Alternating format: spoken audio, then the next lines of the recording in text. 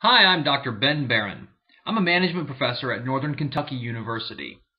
In this presentation, I'm going to share some practical information with you about after-action reviews, which can be a key method through which teams can build their leadership capabilities and enhance their effectiveness. This information comes from work I've done with my wonderful, brilliant colleagues Cliff Scott and Daniel Bonilla, both of the University of North Carolina at Charlotte. Both Cliff and Daniel contributed greatly to the information presented here. In addition, this information is grounded in research conducted really around the world during the past few decades. So regardless of whether you are in law enforcement, the fire service, the military, or business, I think you'll find the concepts discussed here relevant to building highly effective teams and organizations. After-action reviews, or AARs, are team-level discussions held after an incident to collect and provide feedback in order to promote learning. These are based upon the science of how people learn and improve. So we know that how people in teams talk about what happened in an event oftentimes guides and shapes how they will behave in future events. Well-facilitated AARs are conversations within a team that shape what the team learns, both positive and negative, reinforces what the team already knew, both positive and negative, and influence what the team will or will not do together in the future. AARs can drive continuous improvement for many different types of teams. For example, companies of firefighters, military and law enforcement teams, project teams, top management teams, and many other types of teams. It's important to note that AARs should occur quickly after the incident or event, and that they should become a natural habit for the team. AARs are not post-incident critiques, analyses, or stress debriefings. Instead, they should occur after both major and minor events. They are not presentations. They're not opportunities to get our story straight about what happened. These shouldn't be feel-good exercises in which you just praise everybody's performance. And they're not just for training. Instead, AARs should facilitate free and open discussion within the team. It should focus on different stories about what happened, not about reaching consensus or agreement about what the story really is. You should talk about what went well, talk about what went wrong, and talk about near misses, or those times when something bad almost happened, or something bad happened but it could have been much worse. Running a good after-action review requires an effective facilitator who can guide the conversation appropriately.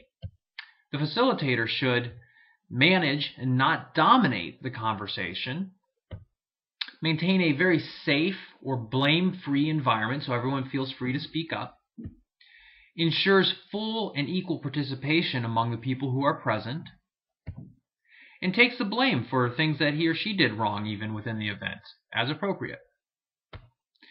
The facilitator should also serve as a role model of constructive AAR behavior by asking for people to present their opinions, encouraging disagreement, for example. The facilitator should guide a bottom-up approach because it's not about confirming what you think happened. Instead, it's about getting everyone else's perspectives and stories about the event.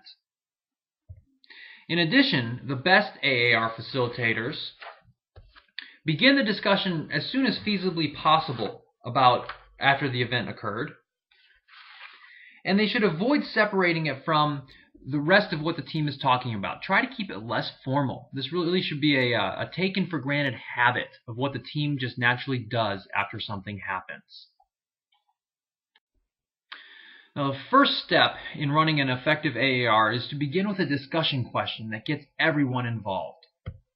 So ask everyone to mention something that they thought was interesting about what happened. Start with the most senior person, and then alternate between junior and senior personnel. Briefly remind them of the objectives of the meeting or of the conversation. Getting some stories, not the story. No blaming. Discuss what might have gone better or worse. Discussing near misses. Be light and casual in tone. Be conversational. Be yourself, so to speak. It's very important for the facilitator to demonstrate interest in what everyone says, showing that you want to understand and remembering nonverbal communication. So if you're showing people with your body that you don't care about what they're saying by avoiding eye contact or looking away when they're talking, those types of things will discourage conversation when what you want to do is encourage everyone to speak up. You can use phrases like, "So, let's talk about what happened back there. How did that go for you?" The second step to running an effective AAR is to present your story, an overview of what you observed. So notice that this comes after asking about their perspectives. And that's important because your perspective will bias their perspectives. You want to get them to share what they say, what they saw and perceived first before you share what you perceived. Now make sure that you distinguish between what you observed and what you think it means. So keeping the interpretation open, avoiding jumping to conclusions that might be wrong about what happened. Compare what you observed with what you expected. Conclude your remarks tentatively, meaning that if you're not sure about something, say so. You can say things like, "Here's what I saw from my vantage point. I may be wrong, but this is what it looked like to me." Resist the temptation to claim certainty, to be certain about what happened. The third step to running an effective AAR is to invite the rest of the team to share their alternative stories. So ask them to discuss what went well, what didn't go well, what they're not sure about, and near misses. Give positive feedback to stories that are different from yours. Shows that disagreement is okay. This also is mostly nonverbal in your communication. If you hear something that's clearly wrong, gently point it out. Let them keep talking. Others can take their turn. Paraphrase and ask questions to ensure you understand. So you can say things like, "So what I hear you saying is," and then repeat what you thought you heard them say. Ask about early signs that they noticed something was going wrong or near misses. Saying things like, "Looking back on it now, do you think there are signs you missed?" The fourth step to running an effective AAR is to reinforce the best lessons learned from the event. So each person briefly presents one or two lessons learned. Then, as a facilitator, you can describe and explain the most important lessons learned.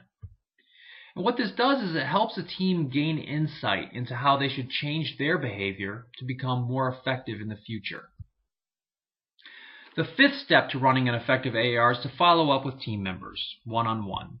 So you individually thank people who made good contributions to the AAR.